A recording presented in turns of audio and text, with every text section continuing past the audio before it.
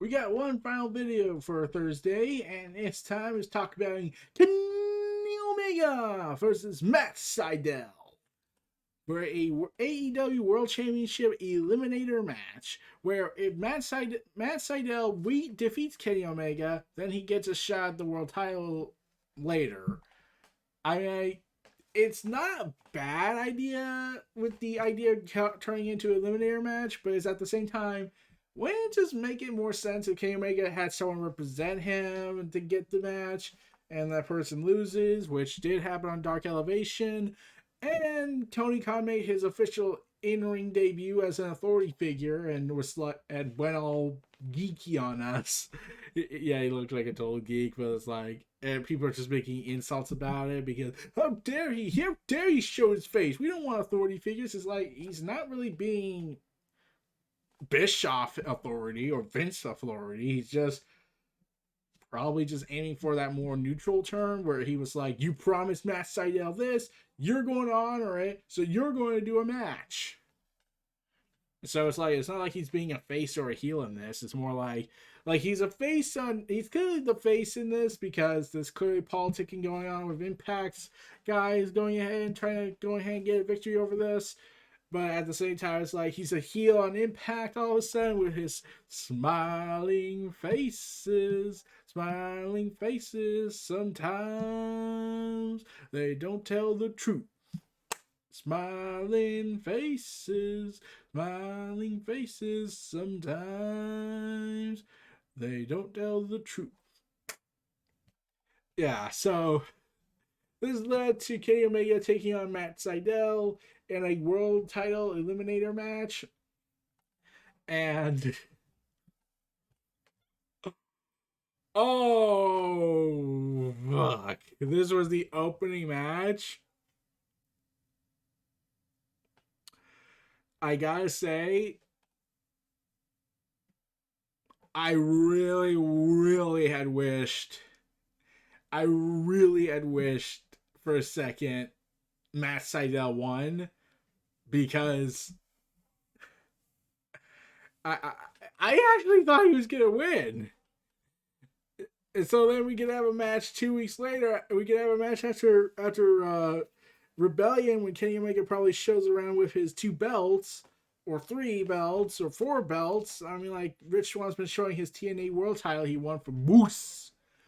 I'm thinking, Kenny Omega is essentially Kenny 4 belts. He has the AAA World Title. He has, aka the Mega Championship. He has the AEW World Title, and soon he might have the Impact and TNA World Title. So he's Kenny 4 belts at this point. I'm wondering why he hasn't shown the Mega Bell around. Anyways, Matt Sydal and Kenny Omega was just electric, fiery matchup between the two. Like, this is what happens when you just let them go out on there and just do a good match. It was such a fiery matchup. I think it was, and you really did believe Matt would do the unthinkable and defeat Kenny Omega in this match because he made you believe. But yeah, and like when Kenny tries to go for the One Red Angel and whatnot, he counters it almost every time, and yeah, and then he does this match. Sydal does his move, and like this has got to be one of Evan Bourne's. Yeah, remember he was Evan Bourne in WWE. I think this is his best match to date. I'm not sure. I'm pretty sure his match. Though of course he did have an awesome 6-man tag team match with Ricochet. I'm trying to remember the third guy's name. Taking on Bullet Club, aka Adam Cole and the Young Bucks, or Team Click, or Super Click, I think they were called. I could be wrong, but yeah, this was possibly his best AEW match today. I can say that at least, but he really made me believe that he was gonna win this match. I really thought he was gonna win this match. And of course, even Don Callis was like, no. Like even he was like, okay, I may bet too much on this. And I didn't even know Matt Sydal had a brother, Mike Sydal. It's like, wow, that's the first I'm hearing. I'm curious why they never bring it up.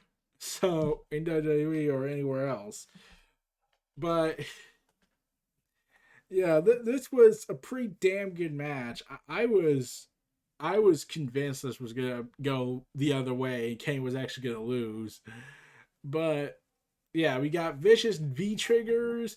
We got everything you would want in this match. I think it. Yeah. So let me just try and go through a play by play here. Donnie Callis comes out with Omega and then goes to commentary and then they go back and forth early on. I actually thought for a second this was going to be like an easy, a quick match with Kenny Omega, but instead they were like, nope, nope, we gotta make this we gotta milk this as much as possible. That's why it's the opening match. But there is a big problem with the aftermath of this, is that it doesn't follow through with, Rich Swann. I'll get to, because Kenny Omega's not done in the night. I'll get to on Sunday. I will release the Lucha Bros versus Young Bucks and Brandon Cutler with the partner Laredo Kid and whatnot. Yeah, I'm not gonna do that ever again. But this was.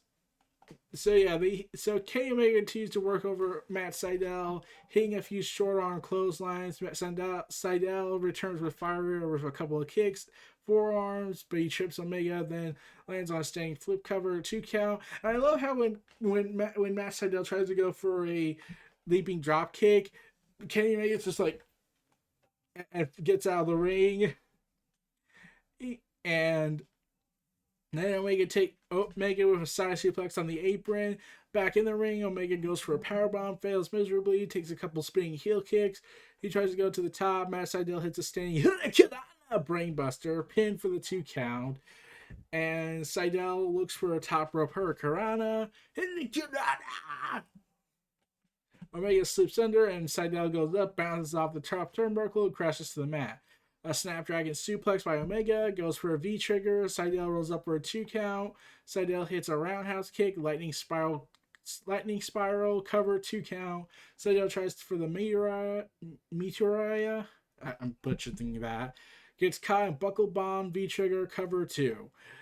However, another V trigger, tries for the One-Winged Angel, and then Sydal hits the poison. Sydal goes up top, but Omega shakes the top rope and it lands as a crotch shot to the ground.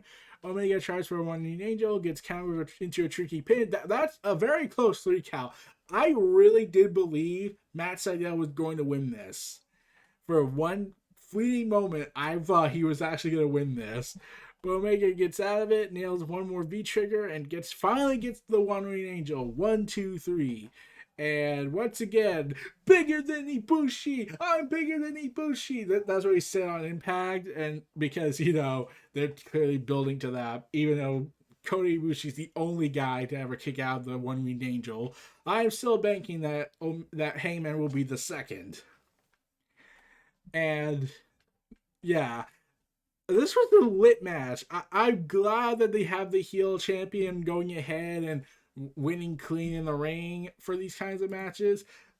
But I was like, oh man, how long has it been since you actually could believe for one fleeting moment that the opponent that you know is not going to win actually could win? Whereas if you put Roman against Lesnar, it's like you don't know who's going to win, but it's more like, well, because they're both favorites so much, so it could go either way on that. But whereas you were like no one could picture Sean Waltman 1, 2, 3 Kid defeating Reza Ramon on Raw, but that didn't happen, and it's still legendary to people. Like it's like that because you can't imagine it happening, but for one moment you almost believe it could happen. And whereas Razor Ramon and 1, 2, 3 Kid went that route, they did, but you still had that on the edge of your seat, like, man, I'm so hyped. Like, that's just the praise to these two. It was a damn fine match. It could have been a pay-per-view match if they had it, but there's not going to be no pay-per-view till May, I believe. So, Double or Nothing. I'm pretty sure Eddie Kingston has already booked his date there. But, yeah, I'm looking forward to what Kenny Omega's going to do with this and how Matt Sydal follows through with all this. Kenny Omega wouldn't be done for that for the rest of the night, but that's for a video for another day. Anyways, so this was Neo Reality Entertainment presenting the WrestleVerse, presenting Kenny Omega versus Matt Sydal. AEW World Championship Eliminator match. Feel free to like, comment, subscribe. Check out my content in the description below. I'll see y'all next time. Stay tuned for more. And peace out, everyone. Peace and take care.